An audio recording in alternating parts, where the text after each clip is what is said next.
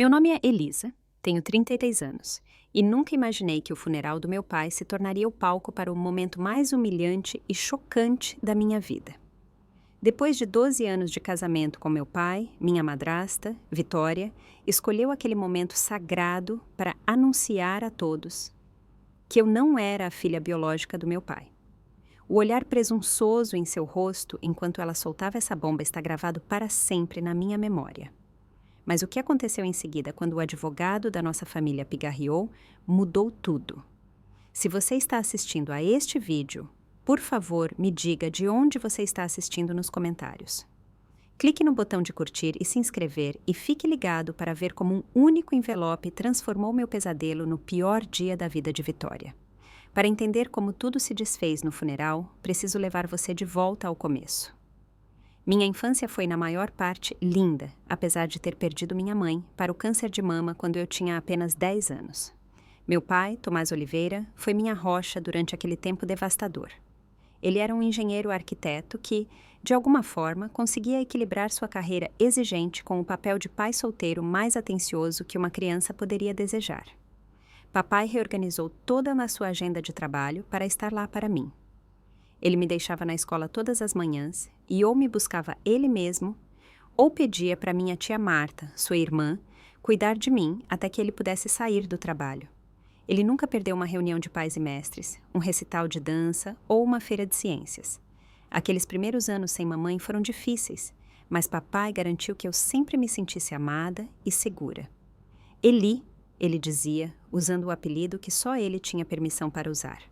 Você tem os olhos e o espírito da sua mãe. Ela estaria tão orgulhosa da jovem que você está se tornando. Essas palavras eram como um cobertor quente em noites frias, quando eu mais sentia falta da mamãe. À medida que passei pela adolescência, nosso vínculo só se fortaleceu.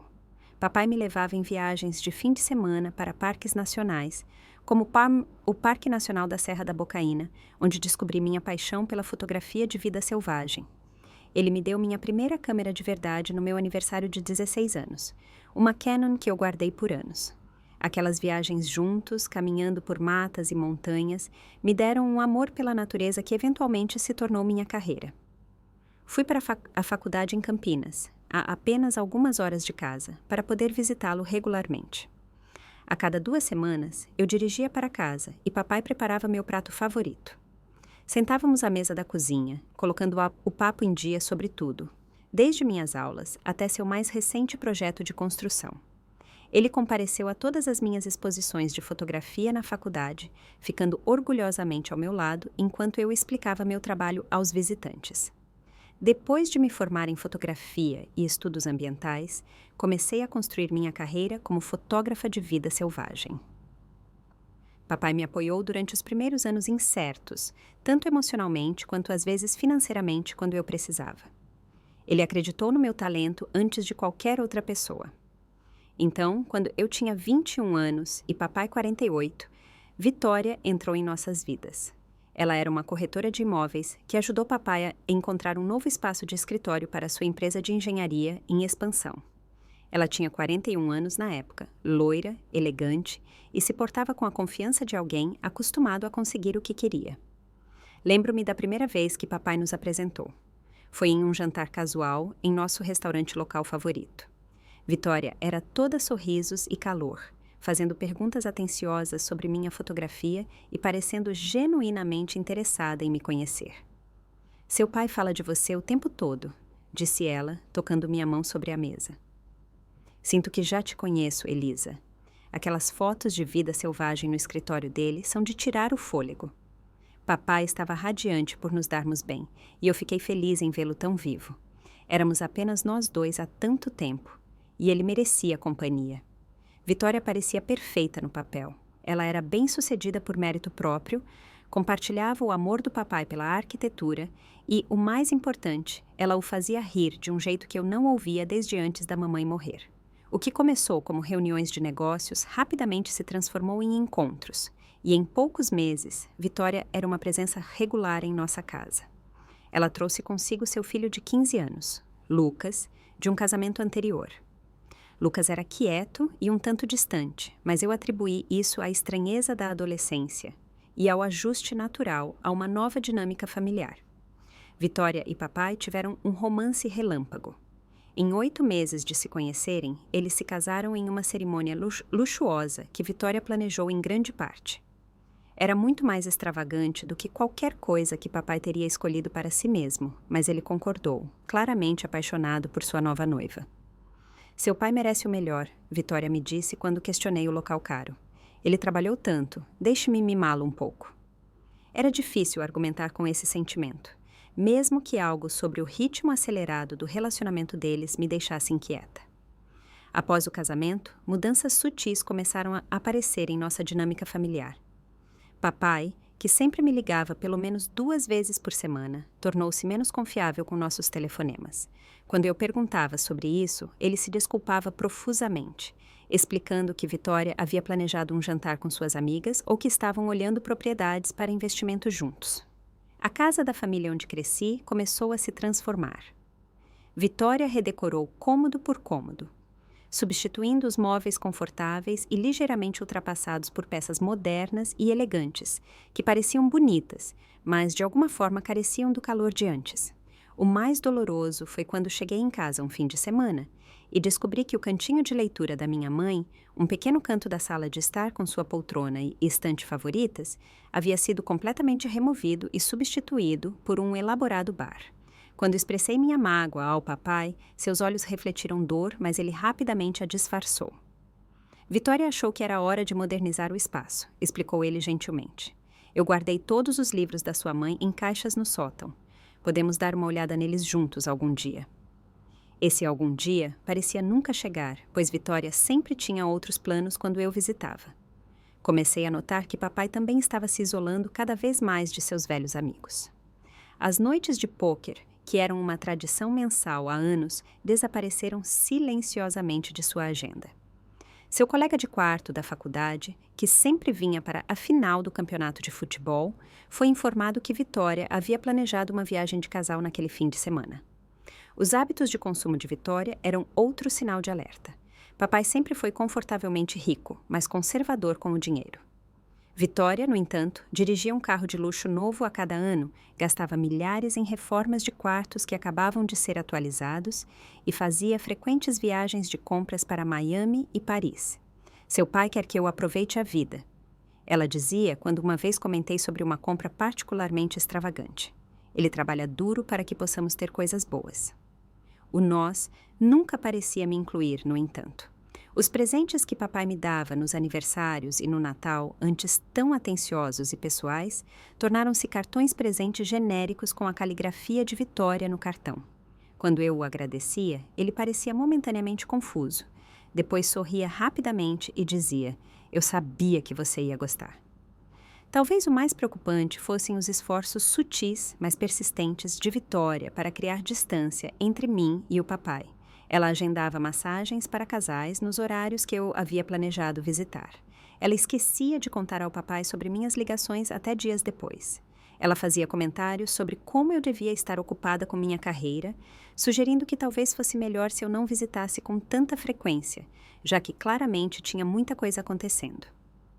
No 3º ano do casamento deles, eu me sentia como uma convidada na casa onde cresci e cada vez mais parecia ser uma convidada indesejada. Com o avanço da minha carreira, mudei-me para uma cidade a cerca de 1 hora da casa da minha infância. A distância tornou mais fácil para a Vitória controlar quando e com que frequência eu via meu pai.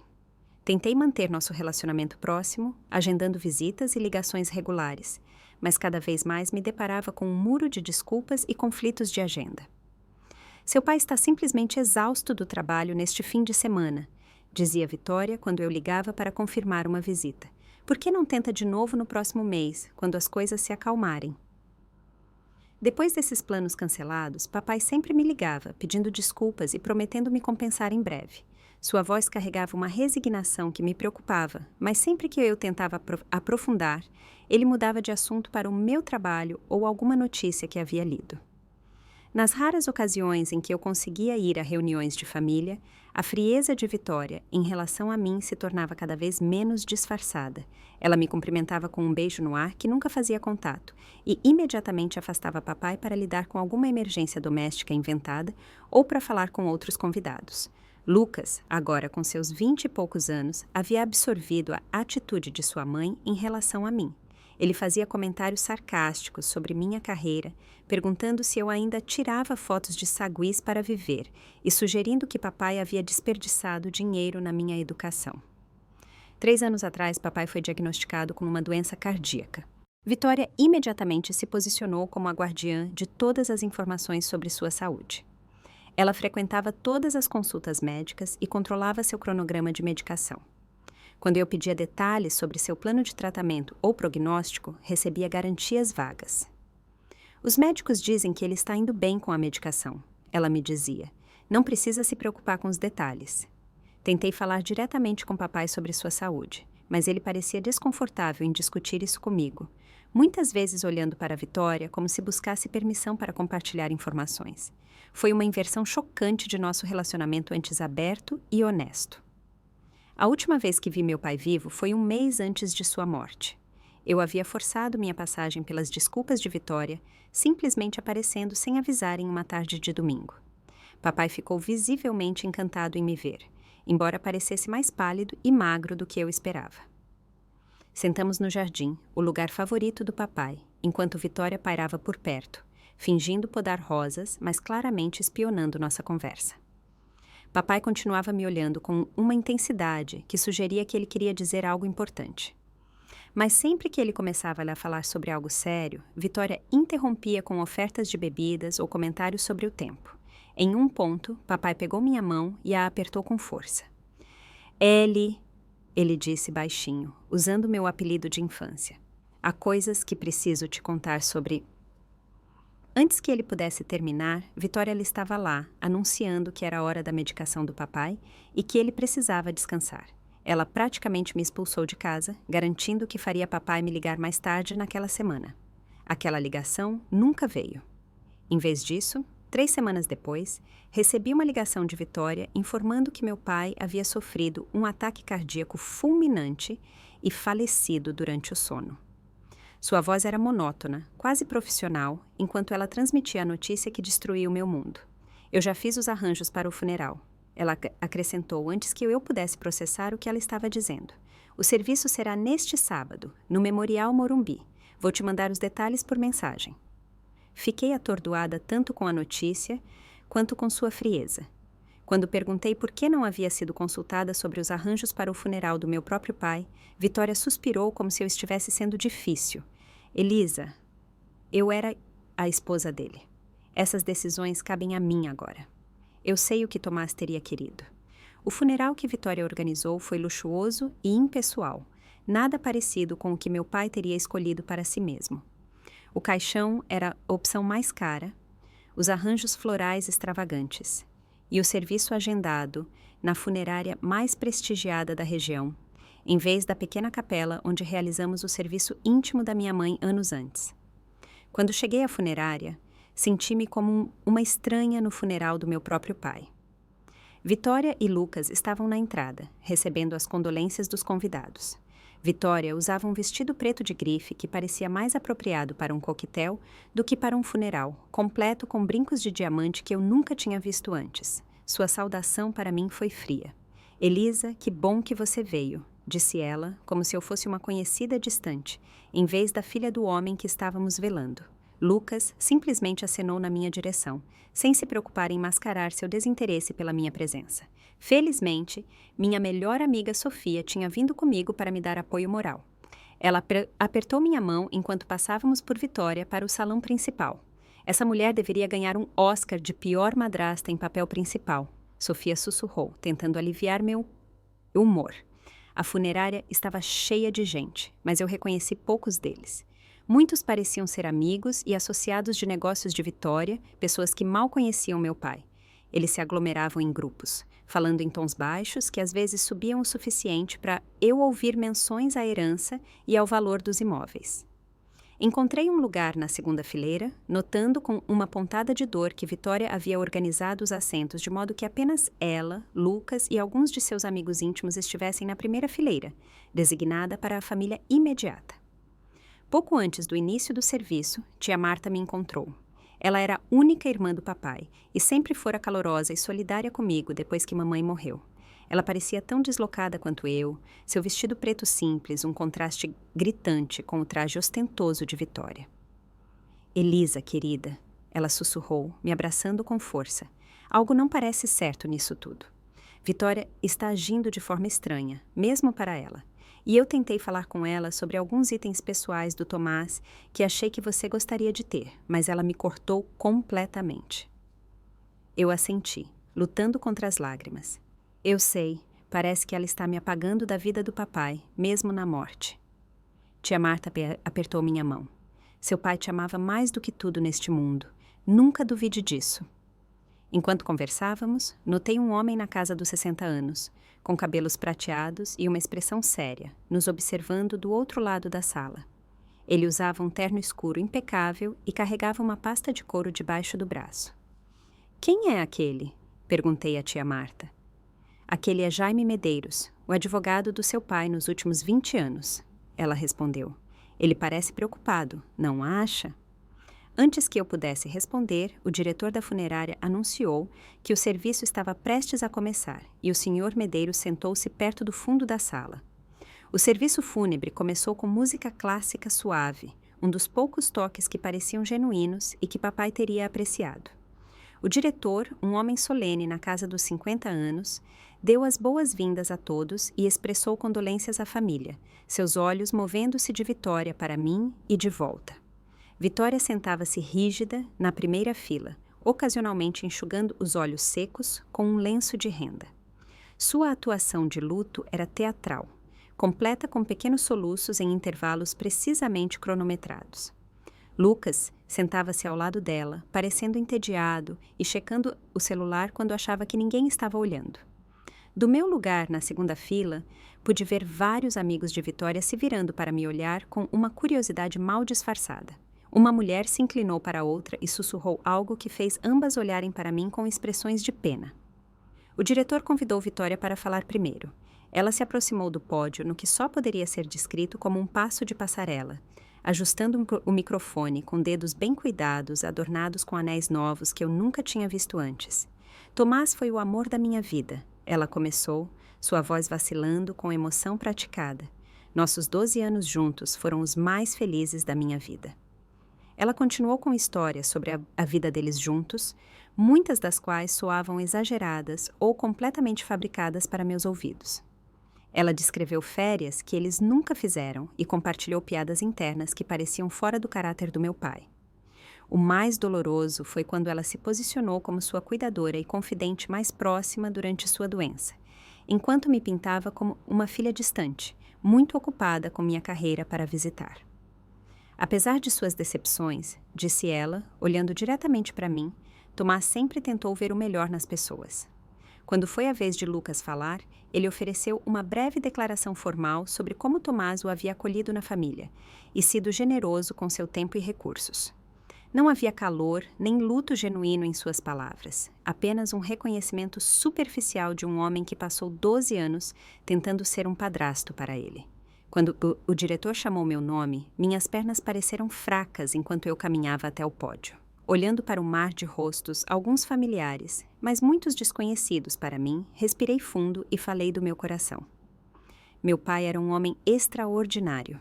Comecei, minha voz tremendo ligeiramente. Depois que minha mãe morreu, ele se tornou ambos os pais para mim, nunca me fazendo sentir como se eu fosse um fardo ou que nossa família estivesse incompleta. Ele me ensinou sobre resiliência, integridade e amor incondicional. Compartilhei histórias de nossas trilhas, seu apoio inabalável à minha fotografia e as maneiras silenciosas como ele sempre demonstrou seu amor. Enquanto eu falava, notei vários de seus antigos colegas e amigos assentindo e sorrindo por entre as lágrimas, enquanto Vitória sentava-se com o rosto impassível, seus dedos batucando impacientemente em sua bolsa. O legado do meu pai vive, não apenas nos prédios que ele projetou, mas nos valores que ele incutiu em mim e em todos que o conheciam bem. Concluí, minha voz falhando. Sentirei falta dele todos os dias pelo resto da minha vida. Ao voltar para o meu lugar, o olhar de Vitória me seguiu. Seu descontentamento com meu tributo sincero era inconfundível. Vários colegas de papai falaram em seguida, compartilhando histórias sobre seu brilhantismo profissional e sua gentileza pessoal. Cada memória autêntica parecia irritar mais a Vitória, como se essas reflexões genuínas estivessem minando sua narrativa. Após o último orador programado, o Sr. Medeiros, o advogado, aproximou-se do diretor da funerária e teve uma breve conversa sussurrada. O diretor assentiu e o Sr. Medeiros parecia prestes a se dirigir à congregação quando Vitória de repente se levantou. Antes de concluirmos, ela anunciou em voz alta, movendo-se rapidamente para o pódio antes que alguém pudesse detê-la. Há algo que precisa ser dito. O diretor pareceu surpreso, mas se afastou enquanto Vitória assumia o controle do microfone novamente. Isto é muito difícil. Ela começou, sua voz tremendo com o que eu logo perceberia não ser emoção, mas antecipação. Mas em tempos de perda, a verdade se torna mais importante do que nunca. Ela fez uma pausa dramática, percorrendo a sala para garantir que todos os olhos estivessem nela. Tomás fez uma descoberta nos últimos meses de sua vida, ela continuou. Uma descoberta que lhe causou grande dor, mas com a qual ele se conformou antes de falecer. Meu estômago se revirou quando ela se virou para olhar diretamente para mim, um pequeno sorriso cruel brincando no canto de sua boca. Elisa, disse ela, sua voz ecoando claramente pela sala silenciosa, não é a filha biológica de Tomás. Um suspiro coletivo percorreu a funerária. Senti como se tivesse sido atingida fisicamente, o ar saindo dos meus pulmões em uma corrida dolorosa. Tomás descobriu esse fato recentemente, continuou Vitória, parecendo ganhar energia com as expressões chocadas ao seu redor. O DNA não mente. A mãe de Elisa teve um caso e Tomás não era seu pai biológico. Ela enfiou a mão na bolsa e tirou um papel dobrado, agitando-o como uma bandeira. Eu tenho os resultados do teste de DNA bem aqui. Tomás ficou devastado, mas queria que a verdade fosse conhecida, especialmente no que diz respeito à sua herança e últimos desejos. Ela olhou ao redor da sala com uma expressão de falsa simpatia. Tomás mudou seu testamento pouco antes de sua morte, assim que soube da verdade. Como sua esposa legal, agora sou a principal beneficiária de sua herança, juntamente com meu filho Lucas, a quem Tomás amava como se fosse seu. Ela voltou seu olhar para mim, a pretensão de simpatia desaparecendo. Sinto muito, Elisa, mas você não tem direito legal aos bens ou propriedades de Tomás. Achei melhor que todos entendessem isso agora para evitar situações legais embaraçosas mais tarde. A sala explodiu em sussurros. Eu fiquei congelada no meu assento. Lágrimas escorrendo pelo meu rosto. Minha mente incapaz de processar a humilhação e o choque do anúncio de Vitória. Isso não podia ser verdade. Meu pai nunca teria escondido algo assim de mim. Nunca me teria rejeitado com base na biologia, mesmo que fosse verdade. Mas Vitória estava no pódio. Um brilho triunfante em seus olhos, enquanto observava meu mundo desmoronar na frente de uma sala cheia de testemunhas. A funerária havia caído em um silêncio atordoado após o anúncio de Vitória. Meus ouvidos zumbiam e eu me sentia fisicamente doente, agarrando a borda do meu assento para me firmar. Ao meu redor, as pessoas sussurravam e me encaravam. Algumas me olhavam com pena, outras com curiosidade mórbida. Os amigos de Vitória assentiam como se já suspeitassem disso o tempo todo, enquanto Lucas exibia um sorriso presunçoso que fez meu sangue ferver, apesar do meu choque. Isso é um ultraje, declarou tia Marta de repente, levantando-se de seu assento. Meu irmão nunca teria guardado tal coisa em segredo, e certamente não teria anunciado isso em seu próprio funeral. Vitória, você deveria se envergonhar. Vitória apenas sorriu friamente. Marta, eu entendo que isso seja difícil de aceitar, mas a ciência é clara. Tomás confiou em mim como sua esposa. Ele simplesmente não sabia como contar a todos, especialmente a Elisa. Eu estava sentada ali, minha mente percorrendo uma vida inteira de memórias com meu pai. Seu sorriso orgulhoso na minha formatura. A maneira como ele sempre dizia que eu tinha os olhos da minha mãe, mas o queixo teimoso dele. Os milhares de momentos em que seu amor por mim fora inquestionável. Nada daquilo fazia sentido com o que Vitória estava alegando. Justo quando os sussurros estavam ficando mais altos, o Sr. Medeiros, o advogado de cabelos prateados, caminhou calmamente até a frente da sala. Seu rosto estava composto, mas determinado, enquanto ele se aproximava do pódio. Senhora Oliveira, disse ele formalmente a Vitória, preciso me dirigir à Assembleia agora. Por favor, afaste-se. Os olhos de Vitória se estreitaram. Estamos no meio de um funeral, Jaime. Quaisquer assuntos legais que você precise discutir podem esperar até amanhã, no seu escritório. O Sr. Medeiros não se mexeu. Receio que isso não possa esperar, e se refere diretamente ao que você acabou de compartilhar. Como representante legal de Tomás Oliveira por mais de 20 anos, tenho a obrigação profissional de prosseguir. A confiança de Vitória vacilou visivelmente. O testamento foi resolvido. Não há nada a discutir. O diretor da funerária, sentindo a tensão, deu um passo à frente. Talvez devêssemos permitir que o Sr. Medeiros fale, pois ele era o advogado do Sr. Oliveira. Vitória hesitou, depois se afastou com relutância óbvia, seus olhos nunca deixando a pasta de couro que o Sr. Medeiros carregava. Obrigado, disse o Sr. Medeiros, ajustando os óculos ao tomar o lugar dela no pódio. Peço desculpas por esta circunstância incomum, mas Tomás Oliveira antecipou exatamente esta situação e deixou instruções explícitas comigo para serem executadas exatamente neste evento. A sala ficou ainda mais silenciosa, se é que isso era possível. Eu me peguei prendendo a respiração enquanto o Sr. Medeiros abria sua pasta e removia um envelope pardo lacrado. 3 meses atrás, ele continuou, Tomás veio ao meu escritório muito angustiado. Ele compartilhou preocupações sobre certas ações e planos sendo feitos sem seu conhecimento. Ele me pediu para preparar vários documentos e guardá-los até que ele os solicitasse ou até sua morte, com instruções específicas para seu uso. O rosto de Vitória começou a perder sua expressão confiante, um lampejo de incerteza cruzando suas feições. Tomás suspeitava que falsas alegações poderiam ser feitas sobre a paternidade de sua filha Elisa, disse o Sr. Medeiros claramente. Ele, portanto, tomou medidas proativas para protegê-la e para garantir que seus verdadeiros desejos fossem conhecidos e legalmente aplicados. Ele ergueu o envelope.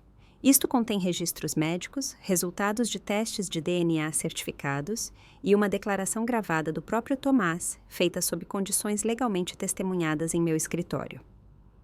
Vitória deu um passo à frente, sua voz afiada. Isso é altamente inapropriado. Meu marido não estava pensando com clareza em seus últimos meses devido à sua medicação. O que quer que ele tenha lhe dito foi influenciado por sua saúde em declínio. Na verdade, respondeu o Sr. Medeiros calmamente. Tomás foi examinado por um médico independente imediatamente antes de fazer esta gravação, especificamente para documentar sua competência mental. Essa certificação também está incluída neste envelope. O rosto de Vitória passou de confiante para preocupado. Ela se virou para se dirigir à sala. Este é um assunto de família privado que não deveria ser ventilado publicamente. Devo insistir que concluamos o serviço agora. Acredito que todos aqui queiram saber os verdadeiros desejos de Tomás, gritou tia Marta. Deixe o Sr. Medeiros continuar. Vários dos amigos de longa data do papai murmuraram em concordância. O Sr. Medeiros assentiu respeitosamente para a Vitória. Sra. Oliveira, Tomás solicitou especificamente que, se alegações de paternidade fossem levantadas em seu funeral ou imediatamente depois, esta gravação deveria ser reproduzida para todos os presentes. Você gostaria de retirar sua declaração anterior ou devo prosseguir como Tomás instruiu? Vitória olhou ao redor da sala, aparentemente calculando suas opções. Os sussurros haviam parado e todos os olhos estavam nela. Até Lucas olhava para sua mãe com crescente confusão. Toque! Alguém gritou do fundo da sala. Outros se juntaram, suas vozes se tornando mais insistentes. Vitória tentou se mover em direção à saída, mas várias pessoas se mexeram em seus assentos, bloqueando efetivamente seu caminho. Seu rosto começou a assumir uma expressão de pânico que eu nunca tinha visto antes. Muito bem, disse o Sr. Medeiros, enfiando a mão na pasta novamente e removendo um pequeno gravador digital. De acordo com as instruções explícitas de Tomás Oliveira, vou agora reproduzir sua declaração gravada. Ele colocou o gravador no pódio e apertou o play. A sala coletivamente prendeu a respiração enquanto a voz do meu pai, forte e clara, preenchia o espaço. A voz do meu pai emergiu do pequeno alto-falante, enchendo instantaneamente a funerária com sua presença uma última vez. Meu nome é Tomás Oliveira e estou gravando esta declaração em 10 de abril, na presença de meu advogado Jaime Medeiros e de um tabelião. Estou em sã consciência e corpo, embora exames médicos recentes confirmem que minha condição cardíaca piorou. Ouvir a voz do papai fez minhas lágrimas fluírem livremente de novo. Ele soava cansado, mas resoluto, seu tom familiar trazendo tanto conforto quanto uma dor renovada. Se esta gravação está sendo reproduzida, ele continuou, significa que eu faleci e que exatamente o que eu temia que acontecesse, ocorreu. Para minha filha Elisa, lamento profundamente a dor que esta situação deve estar lhe causando.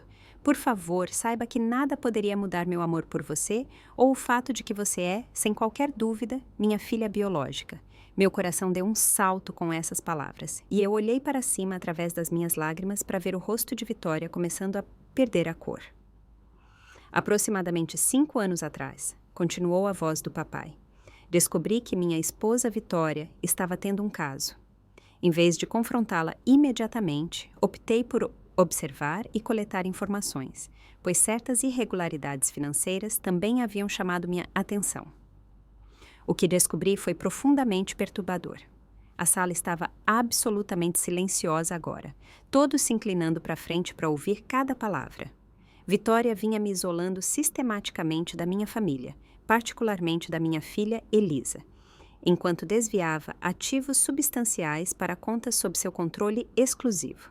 Mais perturbador, descobri um plano que ela vinha desenvolvendo com seu filho Lucas para contestar meu testamento após minha morte, alegando que Elisa não era minha filha biológica. Sons de espanto e murmúrios percorreram a assembleia. Eu encarei Vitória, cuja compostura estava se desfazendo rapidamente. Para proteger Elisa e garantir que a verdade fosse conhecida, obtive secretamente amostras de DNA tanto de Elisa quanto de Lucas, e fiz testes abrangentes em 2 laboratórios de renome separados. Os resultados, que estão incluídos nesta gravação, confirmam conclusivamente que Elisa é de fato minha filha biológica, com uma probabilidade de paternidade de 99%. Minhas mãos tremiam enquanto eu processava o que estava ouvindo. Papai sabia.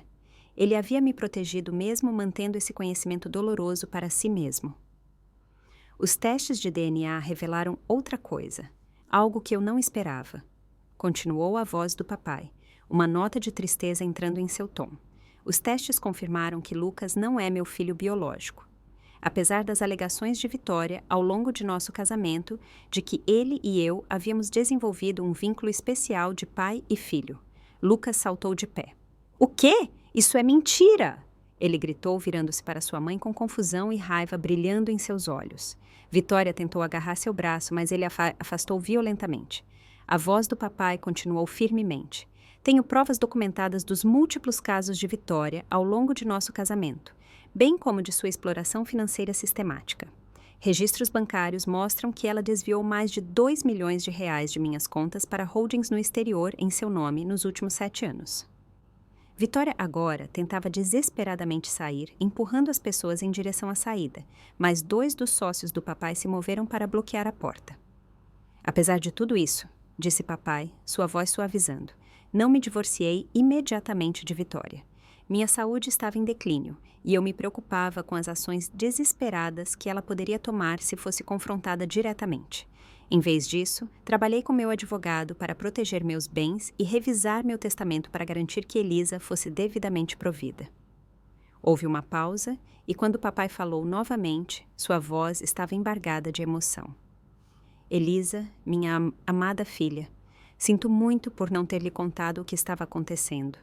Eu queria te proteger dessa sordidez, e talvez eu tenha sido um covarde, indisposto a enfrentar o conflito que viria de expor Vitória. Espero que um dia você possa me perdoar por não ter sido mais forte, por não ter removido essa presença tóxica de nossas vidas mais cedo." Lágrimas escorriam pelo meu rosto enquanto eu ouvia a confissão final e o pedido de desculpas do meu pai. Do outro lado da sala, Vitória havia desistido de tentar sair e estava de costas para a parede, seu rosto uma máscara de fúria e medo. Quanto à Vitória, a voz do papai endureceu. Deixei disposições em meu testamento que refletem a verdade de nosso relacionamento. Embora eu tenha reservado uma pequena quantia para Lucas, que é um adulto agora e foi manipulado por sua mãe ao longo de sua vida, a própria Vitória foi explicitamente excluída de minha herança devido à fraude e má conduta documentadas. A gravação continuou com mais detalhes específicos sobre contas financeiras, propriedade de imóveis e provisões legais, que papai havia feito com a ajuda do Sr. Medeiros. Vitória parecia que ia desmaiar, enquanto Lucas se afastara o máximo possível de sua mãe, encarando-a com horror crescente. A documentação completa que apoia tudo o que declarei está em posse do Sr. Medeiros, concluiu papai. Elisa, eu te amo mais do que as palavras podem expressar. Tenho muito orgulho da mulher que você se tornou e lamento não estar lá para ver aonde seu talento e seu coração bondoso a levarão na vida. Você é minha maior alegria e legado. A gravação terminou, deixando um silêncio pesado pairando sobre a funerária. O Sr. Medeiros pigarreou. Tenho aqui os resultados dos testes de DNA certificados e o testamento atualizado que o Sr. Oliveira mencionou, devidamente assinado e testemunhado há 2 meses. Todos os olhos se voltaram para Vitória, que passara de pálida para corada de raiva. Ela se lançou para a frente, de repente apontando um dedo trêmulo para mim. Ele estava confuso, ela gritou. Isso é tudo uma armação. Elisa o manipulou quando ele estava doente. O Sr. Medeiros balançou a cabeça. Senhora Oliveira, como a gravação afirmou, o Sr. Oliveira foi examinado por um médico independente imediatamente antes de fazer estas declarações. Eu também tenho registros do investigador particular que ele contratou, com fotografias documentando suas atividades nos últimos 3 anos. A fachada cuidadosamente construída de Vitória desmoronou completamente. Seu rosto contorcido de raiva ao perceber que seus planos não apenas falharam, mas foram expostos a todos os presentes. O Sr. Medeiros abriu calmamente a carta selada e começou a ler as disposições formais do testamento do meu pai. Sua voz firme cortou a tensão na sala, enquanto ele descrevia como a herança seria distribuída. A casa da família e 70% dos ativos financeiros de Tomás Oliveira são legados à sua filha, Elisa Oliveira. Ele leu. Sua firma de arquitetura deve ser colocada em um fundo administrado por seu sócio de longa data, Roberto Campos, com os lucros divididos entre os funcionários da firma e um fundo de bolsas para aspirantes a engenheiros. Vitória emitiu um som de engasgo de onde estava contra a parede, seu rosto perfeitamente maquiado, agora manchado com lágrimas reais de raiva. Uma quantia de R$100 mil é alocada para Lucas Werner, continuou o Sr. Medeiros, com a estipulação de que esses fundos sejam usados exclusivamente para fins educacionais ou de desenvolvimento de carreira. Lucas olhou para cima surpreso, claramente não esperando ser incluído no testamento depois da revelação sobre sua paternidade. Quanto a Vitória Oliveira, a voz do Sr. Medeiros assumiu um tom ainda mais formal. Ela está explicitamente excluída de herdar qualquer parte da herança devido à má conduta financeira documentada. Além disso, ela é obrigada a devolver todos os ativos transferidos para ela das contas de Tomás Oliveira nos últimos 5 anos, totalizando aproximadamente R$2,3 milhões. Ele ergueu os olhos do documento. O Sr. Oliveira também apresentou um relatório detalhado ao Ministério Público sobre a fraude financeira, com instruções para que fosse submetido formalmente após sua morte. As implicações dessa declaração atingiram Vitória como um golpe físico. Seus problemas legais estavam apenas começando, e todos na sala sabiam disso. Isso é ridículo, ela gaguejou, tentando recuperar a compostura. Vou contestar isso. Tomás não estava em seu juízo perfeito. Como mencionei anteriormente, respondeu o Sr. Medeiros calmamente, o Sr. Oliveira antecipou essa resposta e tomou medidas extraordinárias para documentar sua competência mental. 3 médicos separados certificaram sua clareza cognitiva. O testamento é inquestionável, Sra. Oliveira. À medida que a realidade de sua situação se tornava clara, o comportamento de Vitória mudou de defensivo para desesperado. Ela se virou para Lucas, buscando seu braço. Lucas, diga a eles como Tomás te amava como um filho. Diga a eles como vocês eram próximos. Lucas se afastou bruscamente de seu toque. Próximos? Você sempre me fazia ir naquelas pescarias e jogos de futebol chatos com ele, enquanto você estava fazendo compras com suas amigas. E agora eu descubro que ele nem era meu pai. Quem é meu pai de verdade, mãe? Todos os olhos na sala se voltaram para Vitória, cujo rosto ficou vermelho escuro. Este não é o momento nem o lugar, ela sibilou. Na verdade, Lucas levantou a voz. Já que você decidiu que um funeral era o lugar certo para tentar deserdar a Elisa com mentiras, acho que é exatamente o momento certo. Quem é meu pai? Foi um dos seus clientes de imóveis? Seu personal trainer? Aquele cara, o Caio, que você vivia trocando mensagens? Os olhos de Vitória percorreram a sala, buscando fuga ou simpatia e não encontrando nenhuma. Você estragou tudo, disse ela com os dentes cerrados. Eu estraguei tudo? A voz de Lucas falhou com a emoção. Você mentiu para mim a minha vida inteira. Você me usou em seus esquemas com Tomás. Você sequer o amou? Ou foi sempre sobre o dinheiro dele? O silêncio de Vitória foi resposta suficiente. Eu acho, disse tia Marta levantando-se, que deveríamos retornar ao propósito da reunião de hoje, honrar Tomás. Vitória, acredito que seria melhor se você fosse embora agora. Várias pessoas murmuraram em concordância. O diretor da funerária, que observava a cena com contenção profissional, deu um passo à frente.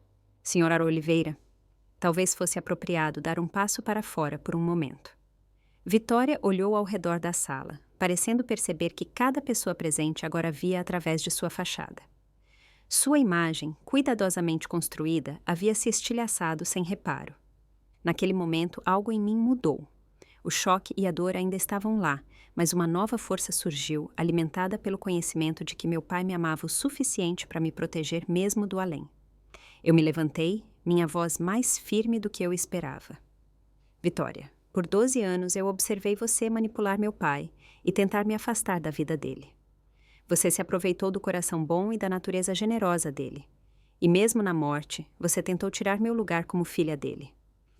Ela se virou para mim, seus olhos frios, apesar de sua aparência desgrenhada.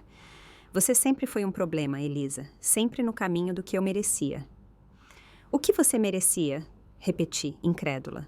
Você tinha um bom homem que acolheu seu filho em casa, que proporcionou uma vida linda para você, e ainda não foi suficiente. Você teve que roubar dele e mentir para ele. Vitória avançou em minha direção de repente, tentando arrancar o envelope das mãos do Sr. Medeiros, mas várias pessoas se moveram rapidamente para contê-la. Me soltem! Ela gritou, lutando contra o aperto deles. Isso é tudo mentira. Eu fui uma esposa perfeita para Tomás. Ele precisava de mim. Chame a segurança, instruiu o diretor da funerária a um de seus funcionários, em voz baixa. Enquanto Vitória continuava seu discurso inflamado, Lucas permanecia à parte, parecendo perdido e em estado de choque. Apesar de tudo, senti uma pontada de simpatia por ele. Ele também fora vítima de Vitória, de muitas maneiras, criado para fazer parte de seus esquemas. Lucas, eu disse, aproximando-me dele com cautela. Sinto muito que você tenha tido que descobrir assim. Ele balançou a cabeça, incapaz de me encarar. Eu não sabia sobre o esquema de paternidade, não até recentemente. Ela me disse que era apenas para garantir que fôssemos cuidados, que Tomás teria querido assim. Você acreditou nisso? Perguntei baixinho. Ele finalmente olhou para cima, seus olhos perturbados. Eu queria acreditar. É mais fácil do que admitir que sua mãe é... Ele não terminou a frase. A segurança da funerária chegou, seguida em breve por policiais que alguém havia chamado. Enquanto Vitória era escoltada para fora, ainda protestando sua inocência e ameaçando processos judiciais, ela se virou uma última vez. Vocês vão se arrepender disso, todos vocês. Eu dei a Tomás os melhores anos da minha vida. Eu mereço tudo o que ele tinha. Suas últimas palavras pairaram no ar, talvez a coisa mais honesta que ela disse o dia todo, revelando a verdadeira natureza de seus sentimentos por meu pai. Quando as portas se fecharam atrás dela, a funerária caiu em um silêncio desconfortável. O Sr. Medeiros se aproximou de mim, entregando-me o envelope com toda a documentação. Seu pai queria que você tivesse isso, Elisa. Ele também deixou uma carta particular para você que fui instruído a lhe entregar após o serviço. Eu assenti, ainda processando tudo o que havia acontecido. Obrigada por fazer isso, por seguir os desejos dele. Seu pai era um bom homem. Ele respondeu simplesmente. Um dos melhores clientes e amigos que já tive. O diretor da funerária deu um passo à frente gentilmente, sugerindo que fizéssemos uma breve pausa antes de continuar com o memorial. As pessoas lentamente saíram para o saguão, muitas parando para me oferecer palavras de apoio ou compartilhar breves memórias do papai. Pela primeira vez, desde que recebi a notícia de sua morte, senti uma pequena centelha de conforto. Meu pai sabia a verdade. Ele não havia sido enganado no final. E o mais importante, ele me amou o suficiente para garantir que o ato final de crueldade de Vitória não tivesse sucesso. Nos dias seguintes ao funeral, o Sr. Medeiros me guiou através do processo legal de assegurar a herança. Ele explicou que papai havia sido meticuloso em seu planejamento, não deixando brechas que Vitória pudesse explorar. A casa da família foi legalmente transferida para o meu nome, e as contas financeiras foram seguradas antes que Vitória pudesse tentar acessá-las. Seu pai foi minucioso, disse-me o Sr. Medeiros enquanto estávamos em seu escritório, revisando documentos. Ele até entrou com medidas protetivas para serem ativadas, após sua morte, legalmente impedindo Vitória de entrar na casa da família ou de contatar você diretamente. Aquelas primeiras semanas foram um borrão de reuniões legais, papelada e luto. Vitória fez várias tentativas de contestar o testamento, mas foi rapidamente barrada pelos tribunais, especialmente quando as evidências de fraude financeira vieram à tona. O Ministério Público abriu uma investigação formal sobre suas atividades, congelando suas contas pessoais e colocando um gravame em seu condomínio de luxo. As noites eram as mais difíceis. Eu ficava acordada no meu quarto de infância, agora de volta à casa da família, repassando as palavras gravadas do papai e lutando com emoções complexas. Por que ele não me contou o que estava acontecendo? Eu poderia tê-lo ajudado de alguma forma? As perguntas circulavam infinitamente, afastando o sono. Tia Marta se tornou minha rocha durante esse tempo. Ela ficou comigo no primeiro mês, cozinhando refeições que eu mal comia e sentando-se comigo durante noites de lágrimas e memórias dolorosas. Seu pai achava que estava te protegendo. Ela me disse uma noite enquanto estávamos sentados no jardim que ele amava. Tomás sempre carregou os fardos sozinho. Desde que você era pequena, era a maneira dele de mostrar amor. Com o incentivo dela, comecei a ver uma terapeuta especializada em luto e traição familiar. A doutora Lima me ajudou a lidar com a raiva, não apenas de Vitória, mas também do papai por ter escondido tanto de mim. O perdão não é sobre desculpar o que aconteceu, ela explicou em uma sessão. É sobre se libertar de carregar o peso dessa raiva para sempre. Seu pai fez escolhas que ele achava que eram certas na época, mesmo que possamos ver agora que compartilhar a verdade poderia ter sido melhor. Lentamente, comecei a organizar os pertences do papai. Em seu escritório em casa, escondido em uma gaveta com fundo falso, que eu nunca soube que existia, encontrei um diário que ele manteve durante os últimos 3 anos de seu casamento. Lê-lo foi doloroso, mas esclarecedor, documentando sua descoberta gradual da verdadeira natureza de Vitória e sua luta para decidir o que fazer. Disse a Ellie que estava cansado demais para nossa ligação semanal hoje. Dizia uma entrada.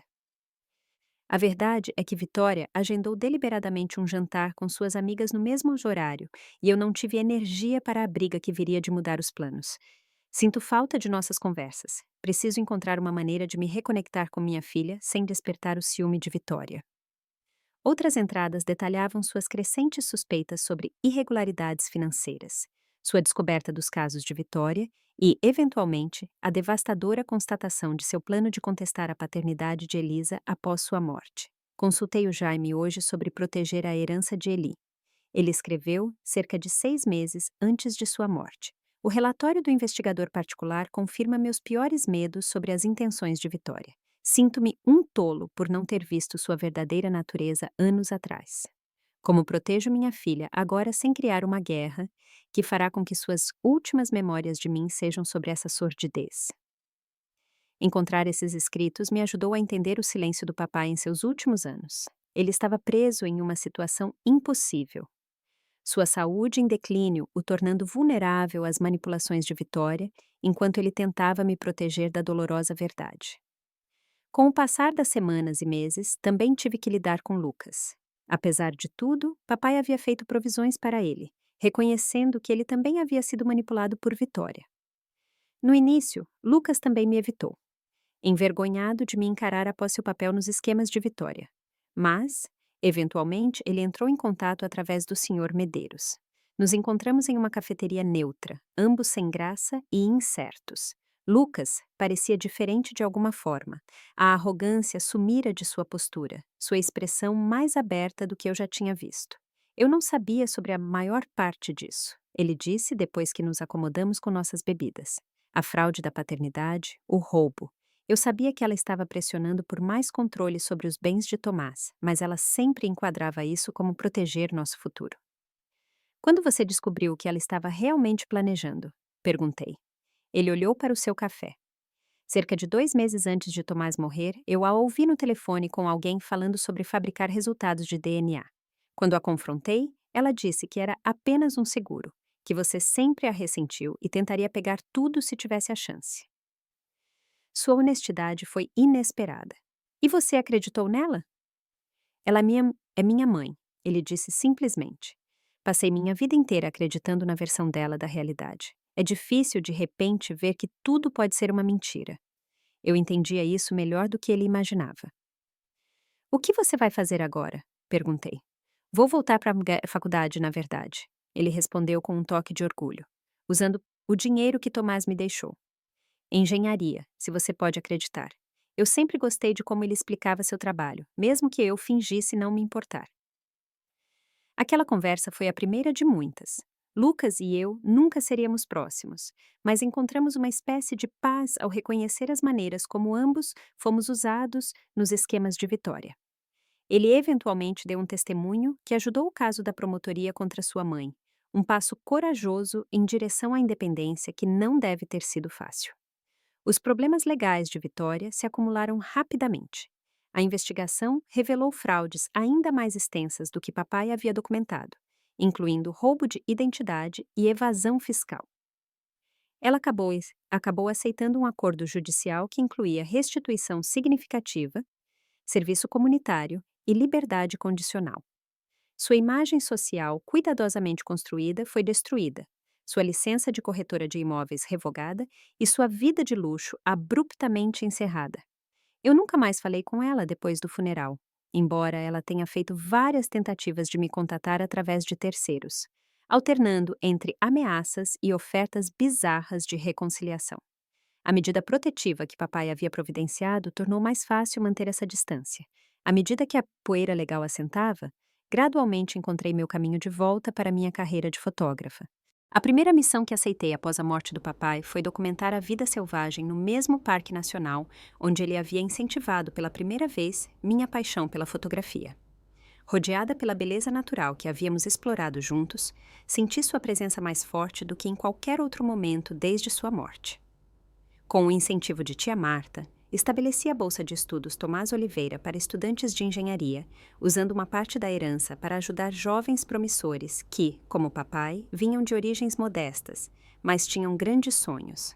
A primeira vez que apresentei essas bolsas, de pé na frente de estudantes brilhantes e ansiosos, senti um senso de propósito começando a retornar. A casa da família acabou se tornando muito cheia de memórias para viver confortavelmente. Depois de muita consideração, decidi vendê-la e comprar um lugar menor, mais perto do meu trabalho, com um grande espaço de estúdio para minha fotografia. Antes de sair, preservei cuidadosamente o jardim que papai amava, pegando mudas de suas plantas favoritas para começar um novo jardim em minha nova casa. 1 ano após a morte do papai, finalmente abri a carta particular que o Sr. Medeiros havia me dado no funeral. Eu a carreguei comigo todo esse tempo, de alguma forma não estando pronta para ler suas últimas palavras até que tivesse superado o pior do meu luto. Minha querida Ellie, ele havia escrito com sua caligrafia familiar. Se você está lendo isto, então o pior aconteceu e você aprendeu verdades sobre Vitória de uma maneira dolorosa. Quero que saiba que meu maior arrependimento é não ter enfrentado a manipulação dela mais cedo. Meu medo de conflito e minha saúde em declínio me fizeram escolher um caminho de resistência secreta em vez de confronto aberto, e me preocupo que essa escolha possa tê-la machucado. As lágrimas embaçaram minha visão enquanto eu continuava lendo sua explicação, seu pedido de desculpas e, finalmente, suas esperanças para o meu futuro. Você sempre foi o melhor de mim, Eli. Sua mãe estaria tão orgulhosa da mulher que você se tornou. Assim como eu. Viva com ousadia, ame abertamente e nunca duvide do seu valor. Você é e sempre será minha filha de todas as maneiras que importam, ligada tanto pelo sangue quanto pelo amor. Aquela carta se tornou meu talismã, um lembrete de como é o amor verdadeiro. Não o apego controlador e possessivo que Vitória havia demonstrado, mas o vínculo solidário e nutritivo que papai havia criado e lutado para proteger. O tempo não cura todas as feridas completamente, mas nos ajuda a aprender a carregá-las com mais graça. 2 anos após aquele funeral dramático, eu me encontrava em um lugar muito diferente. Minha carreira de fotografia estava prosperando. Com um livro de imagens da vida selvagem publicado e uma posição de professora em uma faculdade de artes local. Eu havia feito novos amigos e me reconectado com os antigos que Vitória havia afastado. Mais importante, eu aprendi a confiar novamente, abrindo meu coração cautelosamente para novos relacionamentos, mantendo limites saudáveis. As lições dolorosas da decepção de Vitória me tornaram mais ciente de táticas de manipulação, mas não me endureceram contra conexões genuínas. Em momentos de silêncio, ainda falo com o papai, compartilhando meu dia ou perguntando o que ele acharia do meu último projeto. Gosto de acreditar que ele pode me ouvir, que ele sabe que seu ato final de proteção funcionou e que estou construindo uma vida que o deixaria orgulhoso. Se há uma coisa que aprendi com esta jornada dolorosa, é que a família é definida pelo amor. Não apenas pelo sangue ou por documentos legais. Vitória, com todas as suas reivindicações legais como esposa do papai, nunca foi verdadeiramente da família. E o papai, mesmo na morte, provou que a verdadeira família se protege, diz verdades difíceis e deixa um legado de amor que sobrevive até mesmo às decepções mais cuidadosamente construídas. E você? Já teve que confrontar uma pessoa tóxica que tentou se interpor entre você e alguém que você ama? Como você lidou com isso? Por favor, compartilhe suas experiências nos comentários abaixo. E se esta história ressoou com você, por favor, curta, se inscreva e compartilhe com alguém que possa precisar ouvir que é possível resistir à manipulação, mesmo nos momentos mais sombrios. Obrigada por ouvir minha história. E lembre-se, às vezes os laços familiares mais importantes são aqueles pelos quais lutamos para proteger.